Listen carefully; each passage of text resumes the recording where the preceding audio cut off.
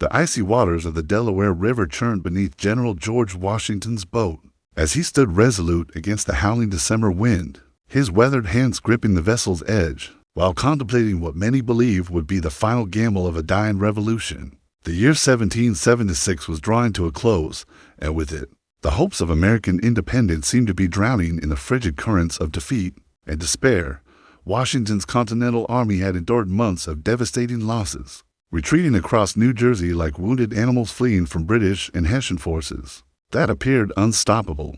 The once proud force of citizen soldiers had dwindled to fewer than 3,000 men, many of whom marched barefoot through snow, leaving bloody trails that marked their passage through the countryside. Morale had plummeted to depths that even the most optimistic commanders found difficult to fathom, and desertion rates climbed daily as soldiers abandoned their posts to return to families they feared they might never see again. The British forces, commanded by General William Howe, had settled into comfortable winter quarters across New Jersey, confident that the rebellion would collapse before spring arrived. Hessian mercenaries, renowned throughout Europe for their military prowess and discipline, occupied key positions including the strategic town of Trenton, where Colonel Johann Rall commanded approximately 1,500 professional soldiers. These German troops, hired by King George III to crush the American uprising, had established what they believed to be an impregnable position along the Delaware River's eastern bank.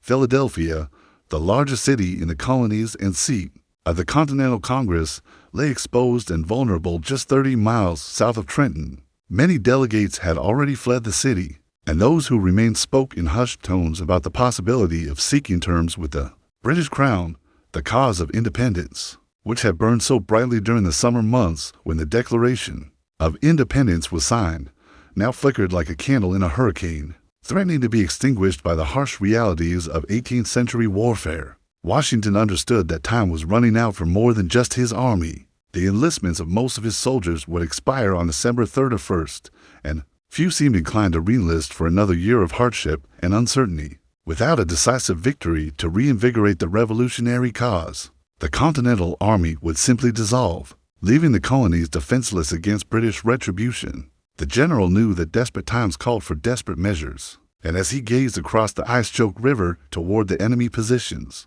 he began formulating a plan that would either save the revolution or destroy what remained of his forces. The weather conditions that plagued his army throughout their retreat now presented an unexpected opportunity. The Hessian soldiers in Trenton, accustomed to European warfare with its traditional winter cessation of hostilities, had grown complacent in their quarters. Intelligence reports suggested that Colonel Rall's forces were unprepared for an attack. During the harsh winter months, particularly during the Christmas season when European armies traditionally observed informal truces, Washington recognized that this cultural expectation could be turned into a tactical advantage, but only if he could move his forces across the treacherous river and strike before the enemy could organize an effective defense. As darkness fell on December 25th, 1776, Washington issued orders that would either mark the beginning of American victory or the end of American independence. The Christmas night of 1776 brought no peace to the Continental Army as Washington's forces began their perilous journey across the Delaware River, a crossing that would become legendary in American military history. The general had divided his army into 3 separate columns, each tasked with crossing at different points along the river. But treacherous ice conditions and deteriorating weather would soon test the limits of human endurance and military coordination. Washington himself led the main force of approximately 2,400 men from McConkey's Ferry, 9 miles north of Trenton, while Brigadier General James Ewing commanded 800 troops assigned to cross directly opposite the town. Colonel John Cadwalader was tasked with leading nearly 2,000 Pennsylvania militia across the river further south to prevent Hessian reinforcements from reaching Trenton. The complex plan required precise timing and coordination, elements that had been sorely lacking in recent American military operations.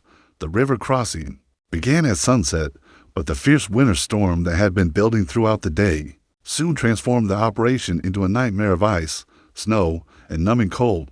Massive ice floes, some as large as houses, crashed against the boats carrying soldiers and artillery, threatening to crush both men and equipment beneath their weight. The Durham boats, designed for carrying iron, or rather than military forces, proved barely adequate for the task as they struggled against the current. While loaded with 18 pieces of artillery that Washington deemed essential for the attack, Captain Alexander Hamilton, serving as an artillery officer despite his youth, worked alongside his men to secure the precious cannons that would prove crucial in the coming battle. The future First Secretary of the Treasury watched as soldiers used their bare hands to break ice from the both sides, their fingers becoming numb and bleeding from the effort. Many men had wrapped their feet in rags since their shoes had long since worn through, and the combination of wet conditions at freezing temperatures created a constant threat of frostbite and hypothermia. As reported in historical accounts preserved by the Smithsonian Institution, the crossing took far longer than anticipated, with the last troops not reaching the New Jersey shore until nearly 3 o'clock in the morning. The delay meant that Washington's carefully planned dawn attack would have to be postponed, giving the Hessian forces additional time to discover the American advance and organize their defenses. Even more troubling was the news that both Ewing and Cadwalader had been forced to abandon their crossings due to ice conditions, leaving Washington's force to face the enemy alone. The march from the landing site to Trenton covered 9 miles of treacherous terrain, with soldiers struggling through snow that had accumulated to knee depth in many places. The storm continued to intensify, bringing a mixture of snow, sleet, and freezing rain that made visibility nearly impossible and turned the primitive roads into sheets of ice. Many soldiers left bloody footprints in the snow, evidence of the sacrifice being made by men who owned little more than their commitment to the cause of independence. Washington rode among his troops, offering words of encouragement and sharing in their hardships rather than seeking shelter or comfort. His presence seemed to strengthen the resolve of men who had already endured months of defeat and deprivation, and his calm demeanor in the face of seemingly impossible odds helped maintain discipline within the ranks. The general understood that this night would determine not only the fate of his army, but the future of the American colonies. By dawn on December 26th, the Continental Army had reached the outskirts of Trenton. Exhausted but still intact, the element of surprise remained intact, as the Hessian forces showed no signs of awareness regarding the American approach. Washington's gamble had brought his forces to the enemy's doorstep, but the most dangerous part of the operation was yet to come. The gray dawn of December 26, 1776, revealed the sleeping town of Trenton spread below the Continental Army's positions like a chessboard waiting for the decisive move. Washington divided his forces into 2 columns, with himself leading the northern approach while General Nathanael Greene commanded the southern advance, both groups converging on the unsuspecting Hessian garrison that had celebrated Christmas with traditional German revelry and abundant alcohol. The attack commenced at 8 o'clock in the morning when Captain William Washington, the general's cousin, led a cavalry charge down King Street, while artillery pieces commanded by Captain Hamilton opened fire on the Hessian positions. The thunderous roar of cannons shattered the morning calm, sending terrified civilians fleeing from their homes, while German soldiers stumbled from their quarters in various states of undress, many still suffering from the effects of their Christmas celebrations. Colonel Johann Rall, the Hessian commander, had dismissed warnings from his subordinates about potential American activity in the area, confident that no army would attempt an attack during such severe weather conditions.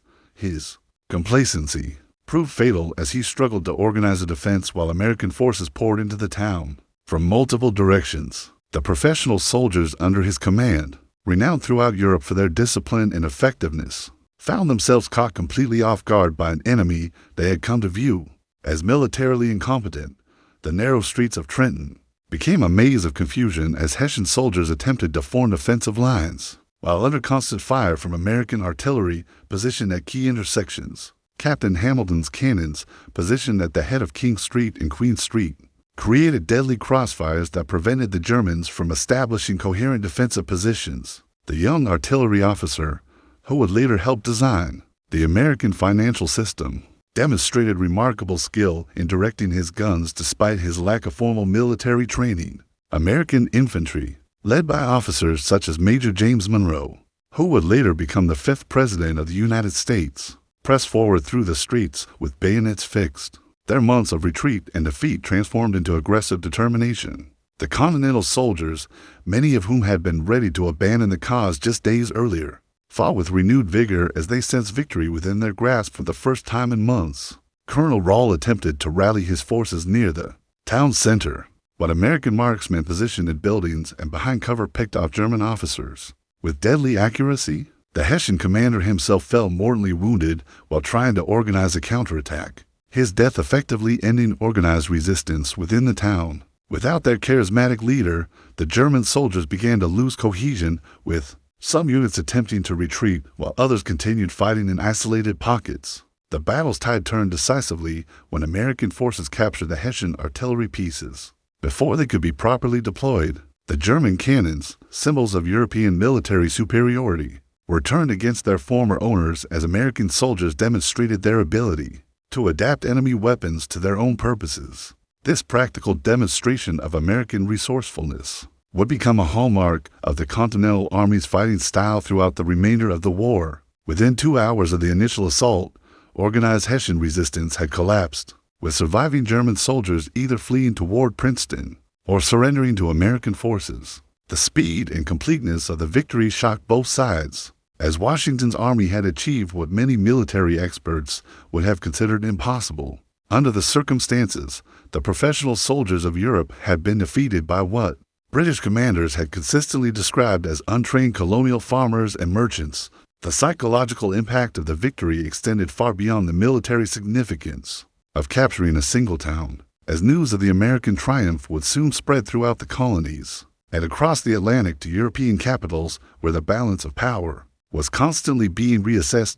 The systematic collapse of Hessian resistance in Trenton unfolded with startling rapidity as Colonel Johann Rahl's professional soldiers found themselves outmaneuvered and outfought by the very colonial forces they had been told were incapable of effective military action. The German troops, who had built their reputation on European battlefields where warfare followed established rules and seasonal patterns, discovered that American warfare operated according to different principles entirely.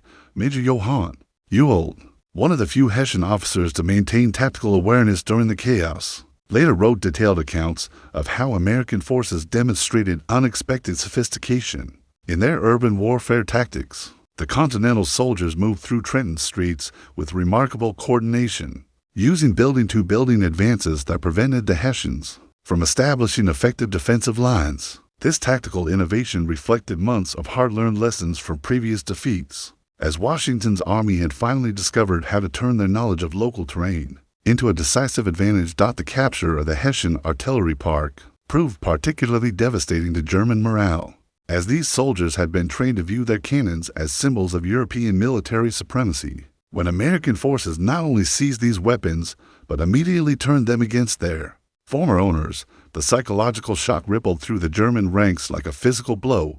Captain Friedrich von Münchhausen, Rahl's aide-de-camp, described the scene as impossible to comprehend, as his professional soldiers retreated before what they had previously dismissed as amateur colonial militiamen. The death of Colonel Rahl proved to be the decisive moment in the battle's outcome, as his leadership had been the primary factor holding the Hessian defense together. When he fell while attempting to organize a counterattack near the town center, his subordinate officers found themselves without clear command authority or coordinated tactical plans. The rigid military hierarchy that served European armies well in conventional warfare became a liability when flexible leadership was required to respond to unexpected circumstances. American forces demonstrated remarkable discipline in their treatment of prisoners, with Washington personally ensuring that captured Hessian soldiers received proper medical care and protection from any acts of revenge. This adherence to civilized warfare standards, as documented by the Journal of the American Revolution, helped establish the Continental Army's reputation as a legitimate military force, rather than merely a collection of colonial rebels. The general understood that international recognition of American legitimacy would be crucial for securing foreign alliances and support. The speed with which Hessian resistance collapsed surprised even American commanders, who had prepared for a prolonged urban battle that might have lasted several days. Instead, within 90 minutes of the initial assault, organized German resistance had effectively ended, with most surviving enemy soldiers either surrendering or fleeing toward Princeton. The completeness of the victory provided tangible evidence that European military superiority was not as absolute as previously believed. Intelligence gathered from captured Hessian documents revealed the extent to which British and German commanders had underestimated American military capabilities. Letters and reports found in Colonel Rawls' headquarters demonstrated that enemy forces had been operating under assumptions about colonial incompetence that bore little resemblance to reality. These documents would prove valuable for understanding British strategic thinking and planning future operations. The material gains from the victory included not only weapons and supplies, but also valuable intelligence about British winter quarters throughout New Jersey. Captured maps and operational orders provided Washington with detailed information about enemy positions that would prove crucial for planning subsequent operations. The transformation of the Continental Army from a defeated force into a victorious one had occurred in less than 24 hours, fundamentally altering the strategic situation in the northern colonies. As word of the victory spread through the American ranks, the psychological transformation was as dramatic as the tactical success, with soldiers who had been ready to abandon the cause just days earlier, now eager to continue fighting for independence. Part 5. The Aftermath and American Triumph. Immediate aftermath of the Battle of Trenton revealed the full magnitude of Washington's achievement as American forces counted their gains and assessed the strategic implications of their stunning victory. The Continental Army had captured nearly 1,000 Hessian soldiers, including 30 officers, while suffering only 5 casualties, 2 of whom died from exposure during the river crossing rather than from enemy fire. This remarkable casualty ratio demonstrated not only the completeness of the tactical surprise, but also the professional competence that Washington's forces had developed.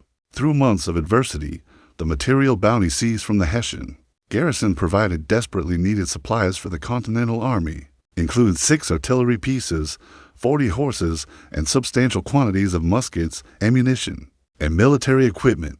More importantly, the captured supplies included winter clothing, food, and medical supplies that would help sustain Washington's forces through the remainder of the harsh winter campaign. The army that had been on the verge of dissolution due to lack of supplies suddenly found itself better equipped than it had been in months. General Washington's decision to immediately withdraw his forces back across the Delaware River after the victory demonstrated the strategic thinking that separated him from other military commanders of his era. Rather than attempting to hold Trenton against inevitable British counterattacks, he recognized that his primary objective had been achieved. Through the psychological impact of the victory itself, the withdrawal preserved his forces while maximizing the propaganda value of defeating professional European soldiers in their own fortified positions. The news of the American victory spread rapidly throughout the colonies, carried by express riders who covered hundreds of miles to bring word of the triumph to distant settlements. In Philadelphia,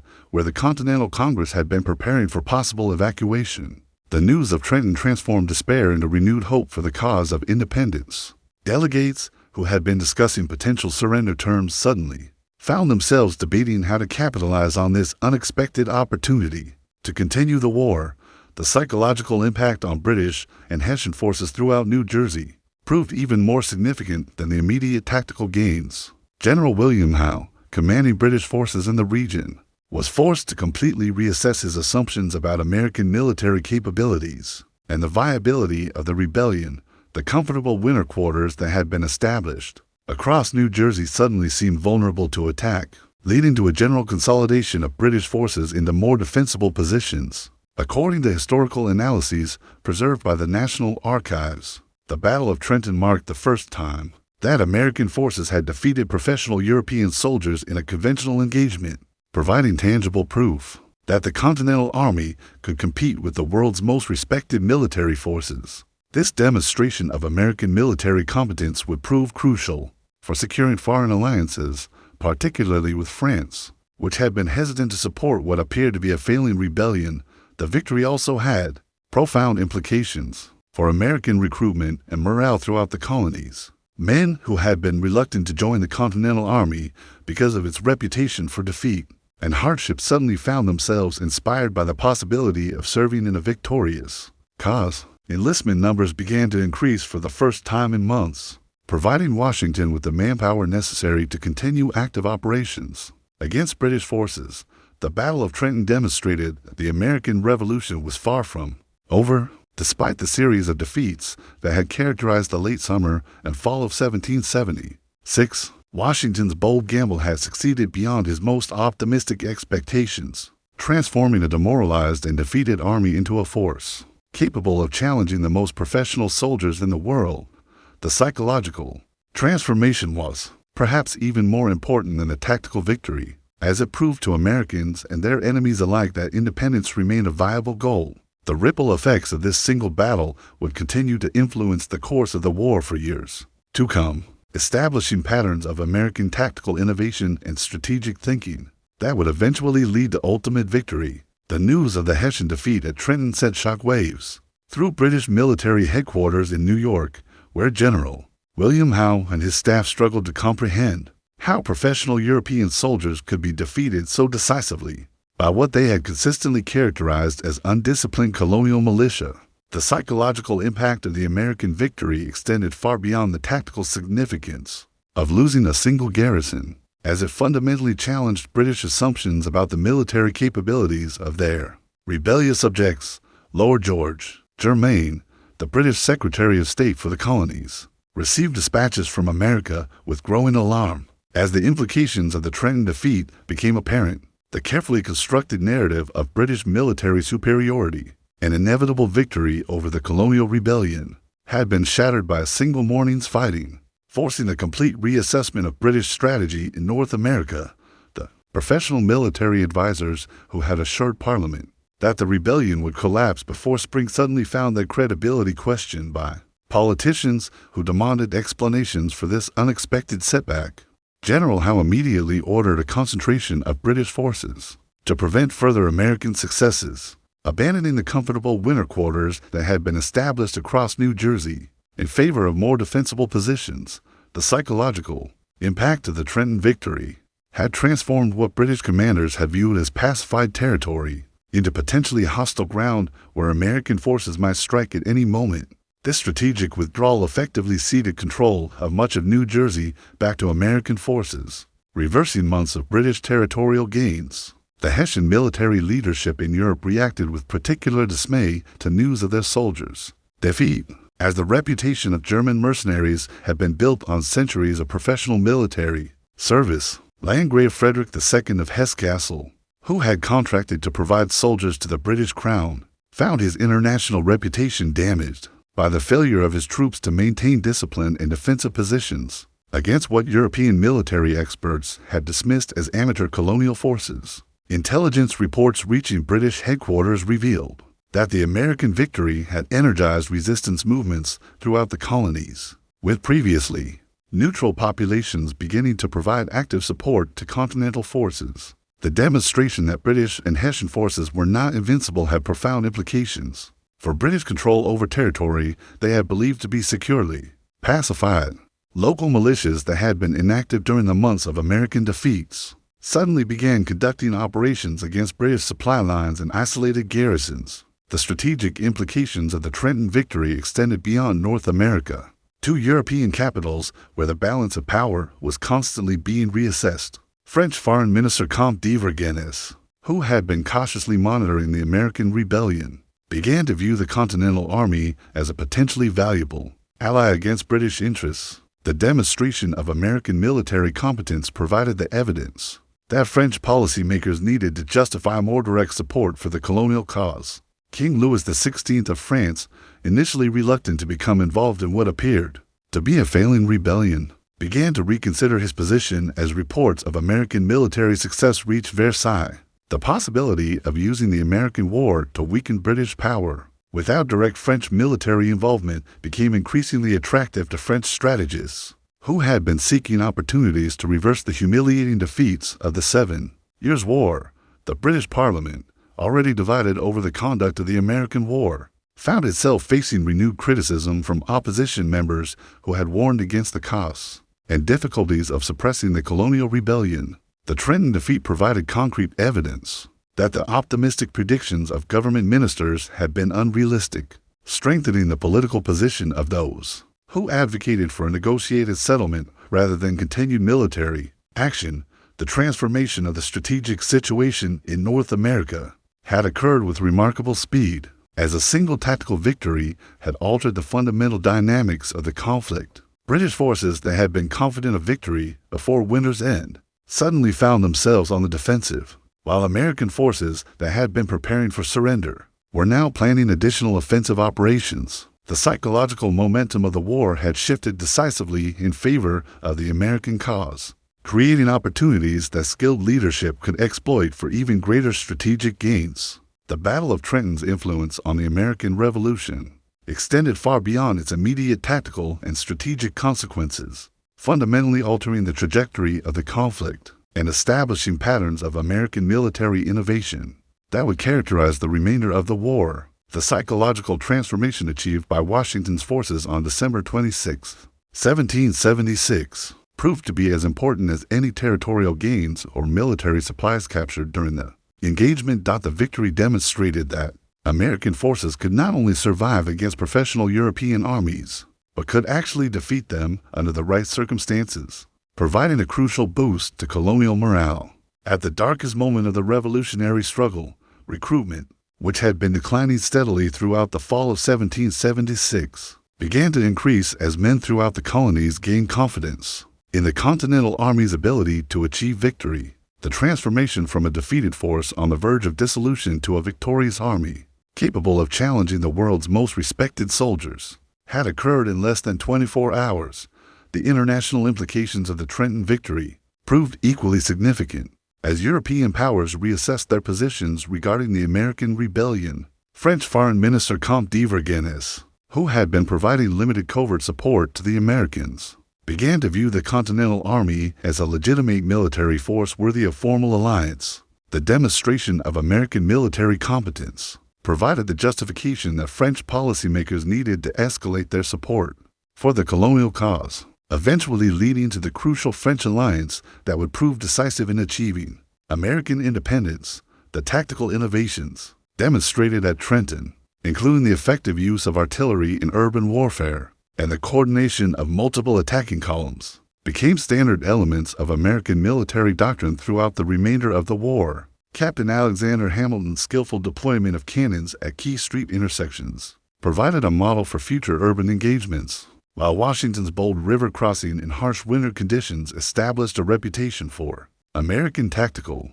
flexibility that would influence British strategic planning for years to come. The psychological impact on British and Hessian forces proved to be long-lasting, as the defeat at Trenton shattered the assumption of European military superiority that had dominated strategic thinking since the beginning of the conflict. British commanders found themselves forced to adopt more defensive strategies, concentrating their forces in fortified positions rather than attempting to control large territories with scattered garrisons.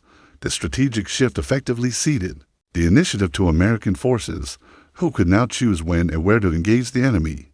The victory also established Washington's reputation as a military leader, capable of achieving decisive results under the most difficult circumstances. The general, who had been criticized for his series of defeats during the retreat across New Jersey, was transformed into a symbol of American resilience and tactical brilliance. His decision to risk everything on a single bold stroke demonstrated the kind of innovative thinking that would be necessary to defeat the world's most powerful military force. The Battle of Trenton marked the beginning of a new phase in the American Revolution, as the psychological momentum shifted decisively in favor of the colonial cause. The demonstration that professional European soldiers could be defeated by American forces provided inspiration for continued resistance and attracted international support that would prove crucial for ultimate victory. The tactical success achieved on a single winter morning in 1776 had transformed the strategic situation throughout North America, creating opportunities that skilled American leadership would exploit throughout the remainder